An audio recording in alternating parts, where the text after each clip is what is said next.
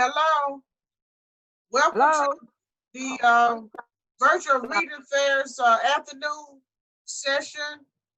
And again, I'm Meredith McGee.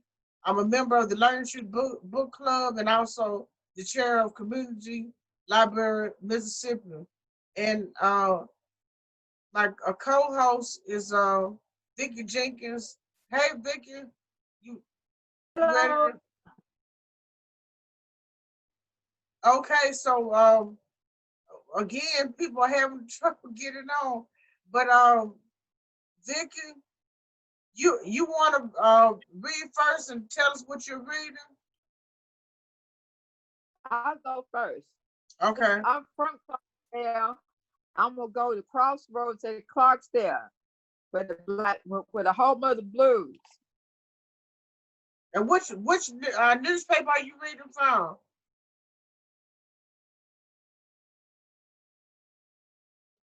Many men and a few women gathered there to develop the blues, the musical form, and consume the workplace and consume with pleasure. W.C. Handy, Gus Canning, Charlie Patton, Son House, John Lee Hooker, Muddy Waters, Robert Johnson, and others who carved their mark in the local and national music world. Today, the most famous landmark at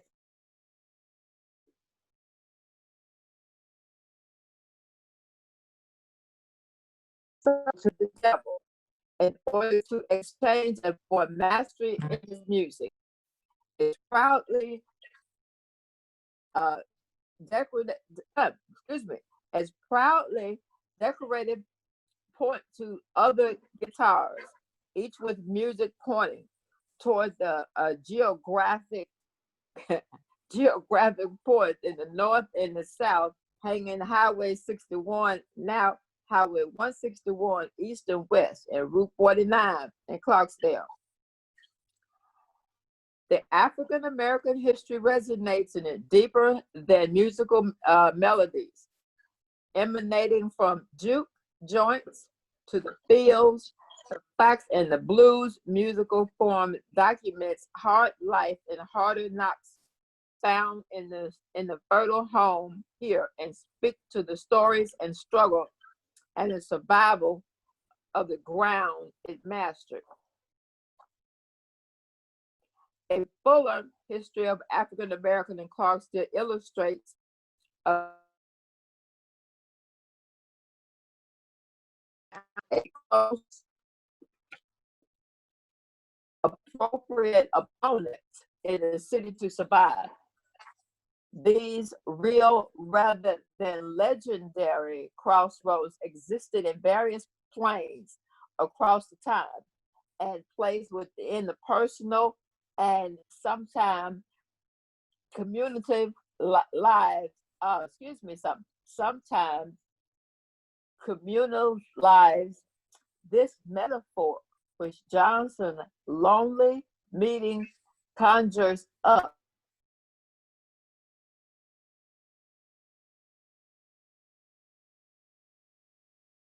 decisions the Black people made as they worked for better futures and daylighting frequency strategic organizations, decisions to defeat.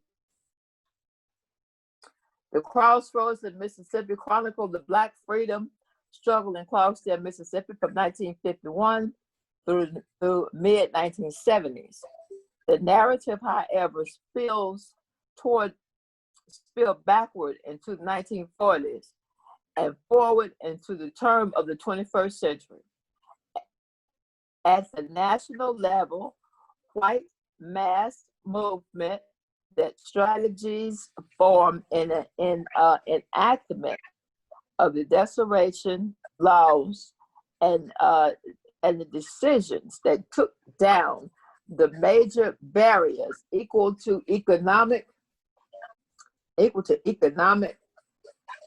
opportunities The reality of life for most of African Americans did not change dramatically. Risky choices led to relatively slow change in the local level, with steady battles and gains for the time at the incremental steps.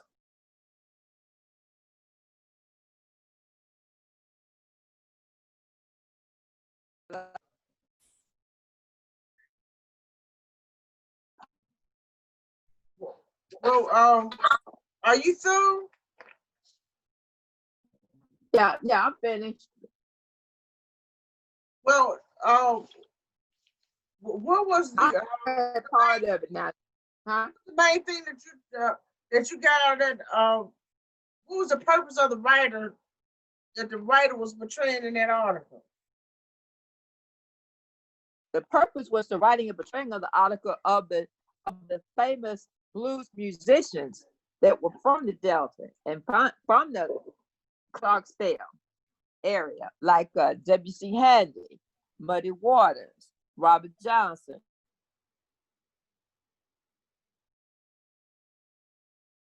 Oh, I see. I see.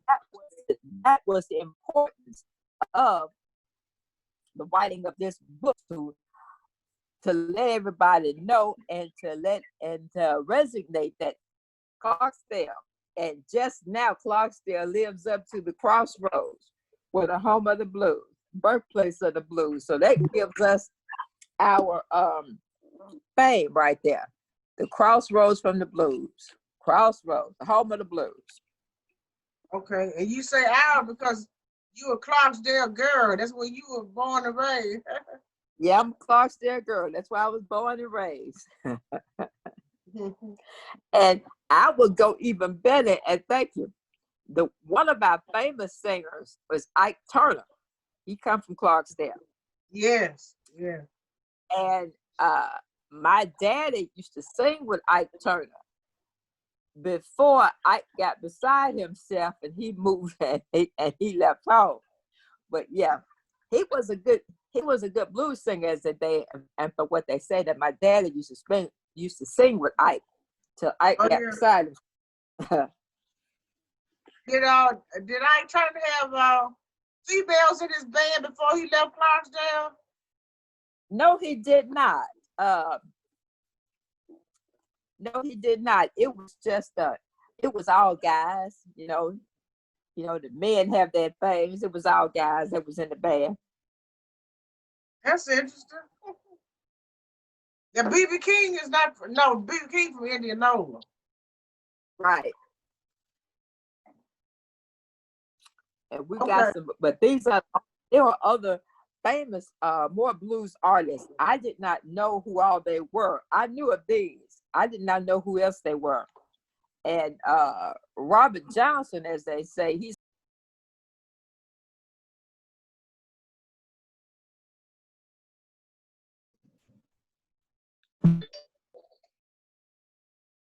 You there, Vickie? I'm there. Oh, you said Robert Johnson, what? Robert Johnson, allegedly, Robert Johnson sold his soul to the devil in order to master music. And that was one of the famous reports of Robert Johnson sold his soul to the devil so he could master his music. Okay, well, I'm gonna read Keshia's Doors. Okay. This was the children's book I mentioned yesterday. You see it? It's written in English and in Spanish. And of course, I can't speak Spanish, so I'm going to read the English part. And it's by Marvie Ellis, who was a cousin of Oprah Winfrey. Okay. Mm-hmm. And I bought this book from her. Let's see. And if I can figure out. I'm about to say something jokingly. Supposedly, she is your cousin, fourth, fifth, sixth time. No. She's my cousin's cousin. Not my Oh, okay.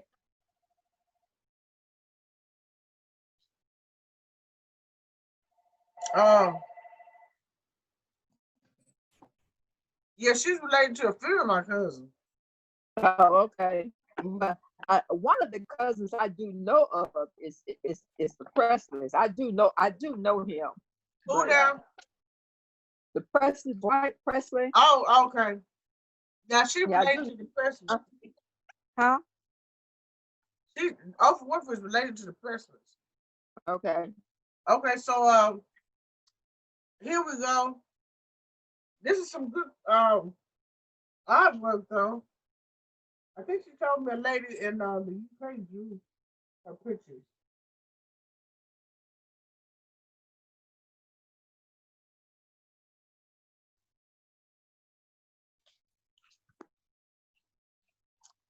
And also too, let me note that I do have a quote here. Hold on a second. I do have a quote here that was talking about from Aaron Henry.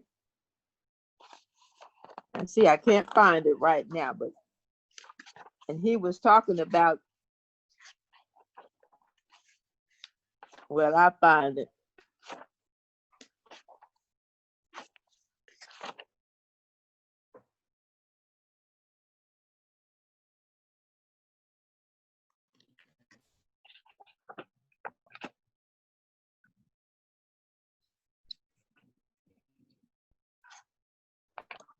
Hello? Oh, Did you find the quote? no, I hadn't found the quote. I found, no, I haven't. I know Okay, it's a well, quote in here for Abraham. I find it. Okay. you say you did or you didn't? No, I found, no, I hadn't found that quote yet. Okay, well, I'll go There's, read this story then. huh? I'm gonna go ahead and read Keshia's Okay. stories. Okay. When I find the quote, I Sometimes I wonder why my little sister Keshia won't play with me. Keshia is almost 3 years old. I am her bigger sister, Monica. I am 9.5 years old. And that's a picture of Monica trying to play with Keshia. When I bring out blocks and dolls for us to play, Keshia will pick them up and throw them down and walk away. She doesn't seem to know how to play with toys.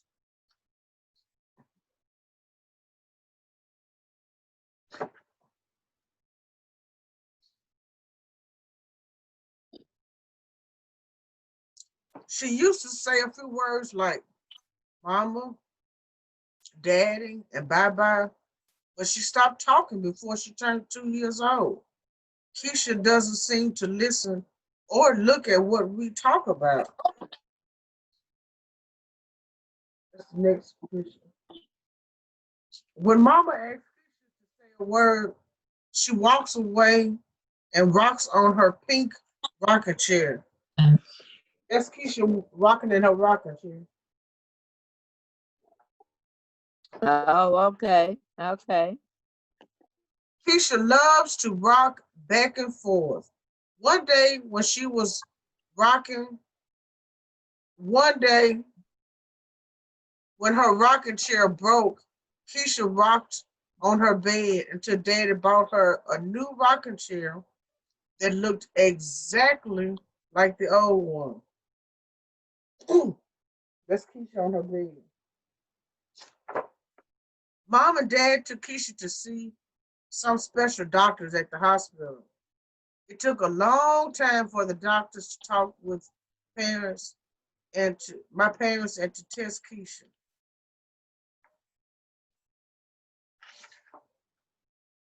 That's the doctors and Keshia and the parents. The doctors asked my parents what favorite foods Keshia likes to eat. They were not surprised to hear that she was a picky eater. She does not like drumsticks She likes chicken nuggets, likes apple juice, dry cereal. She does not like fruit. She does not like vegetables. She does like pasta. She doesn't like burgers, water, or milk. I would definitely say she's a picky eater. Okay. After a while, the doctors told my parents that Keshia was autistic. Mom and dad had never heard of autism before, and neither had I.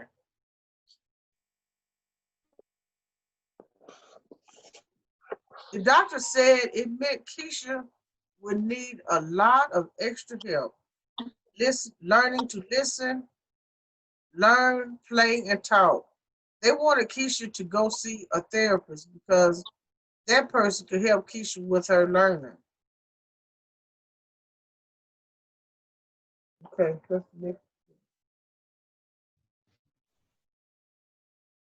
My parents took Keshia to see Sherry at the therapy center. She played with her and spoke to my parents for a couple of hours.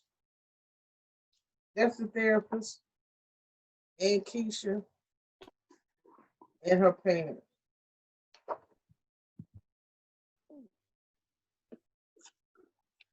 We were still having trouble understanding what it meant to be autistic. The sheriff said that inside of Keshia are some inner doors that shut out parts of her surroundings. That's Keshia that has some doors. Those doors are closed to playing with and talking to family and friends, learning how to listen and follow directions, and being aware of people around her. Wow, that's something.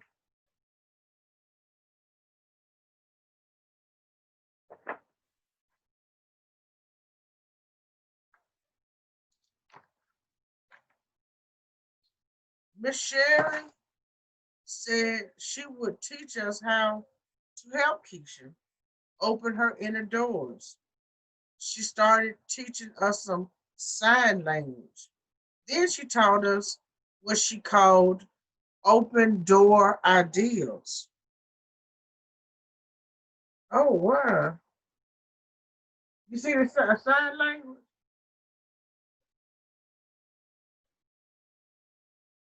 Play and jump. Yeah, that side, yeah. Uh-huh. One idea was called face to face. Miss Sherry Okay. said we should bend our knees and get face level with Keshia when we speak to her. She said it was like standing at her front doorway saying, "Here I am, please let me in." Another idea was called hands to face. To do this, we take Keshia's hands and put them on our cheeks when we talk to her. Now that's the picture of taking Keshia's hands and putting them on our cheeks. But Sherry said that touch makes Keshia more aware that we are there, and hopefully there. I mean, and hopefully will make her want to open a door. She let us practice face to face and hands to face with her. Then she asked my parents to try it with Keshia at home for the next few days. So here's a picture of them trying it at home,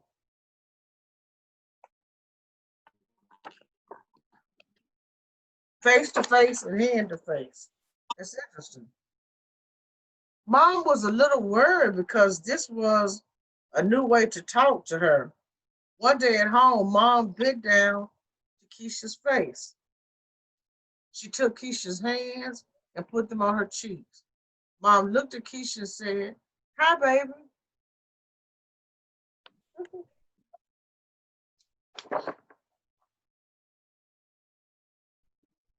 Instead of ignoring Mom and turning away, Keshia did something new. She lifted her head, looked at Mom, and said in a soft voice, "Hi." We were all so happy. I saw tears running down Mama's cheeks. We took Keshia to see Miss Sherry the following week. She said she believed Keshia's doors were beginning to open. Miss Sherry said there will be many days that Keshia won't say a word when we want her to, but with lots of therapy, Keshia will open all of her doors and welcome us in.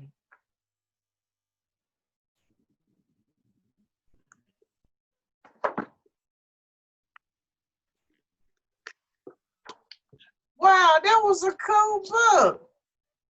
I'm all done. You have any questions, Miss Vickie?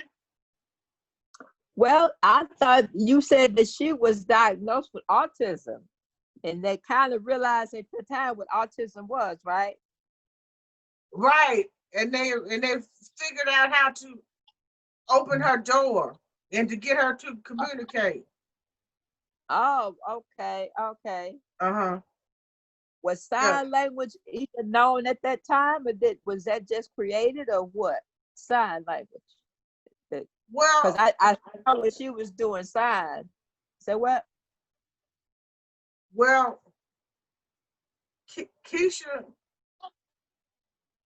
sign language is normally for kids who are deaf or hard of hearing, Yes. but for some reason they had two signs in this book. Let me see what they were.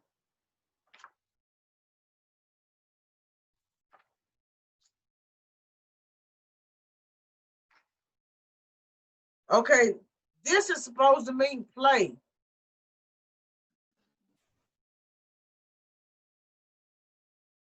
And this meant uh, Jakar. They didn't they mentioned her using the face to face where they get on their knees and they could look Keshia directly in her face to try to get her to communicate. And the other thing would be to get Keshia to touch their face. And that actually worked when her mother said, "Hi, baby."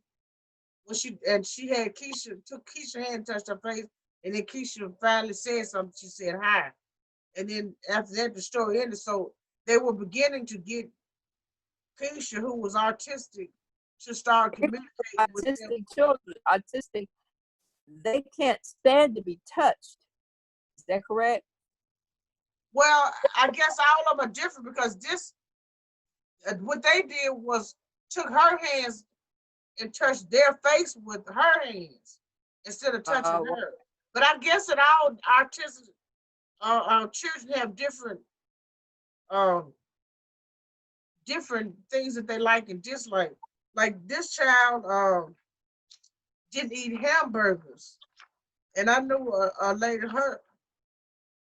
her son was kind of picky too at this age, 3 or 4. But as he got older, he started eating more things. But like Keshia, she didn't even like water or milk, which is very odd for a 3-year-old. And she didn't like yeah. fruit and vegetables, drumsticks, but she did like chicken nuggets and apple juice and dry cereal. But she didn't want milk with her cereal. But it was a very interesting story. And I actually learned something myself about this baby who was artistic and how they began to get her to communicate with them. So I guess we've concluded this session, and tomorrow we have, and Friday we have 2 more sessions. And maybe other people will be able to get on with us tomorrow and the next day. Now, I won't be able to get on tomorrow, but I can get back on Friday. Okay then. Okay. All right then. Well, I'll see you all Friday and have a good evening. All right. I enjoyed it. Thanks for getting on.